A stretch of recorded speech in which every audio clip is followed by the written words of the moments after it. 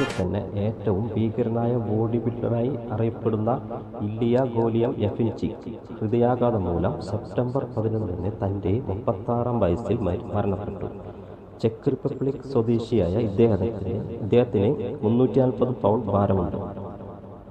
ഒരു ദിവസം 272 kilogram bench press ചെയ്യാൻ കഴിയുമെന്നും അവകാശപ്പെടുന്ന ഇല്ലിയ ഗോലിയം യെഫിൻചി തനിക്ക് എപ്പോഴും ഒരു ഇരിക്കാനാണ് ആഗ്രഹമെന്ന് ഒരു മെൻസ് ഹെൽത്ത് മാഗസിൻ അഭിമുഖത്തിൽ ഇയാൾ പറഞ്ഞു.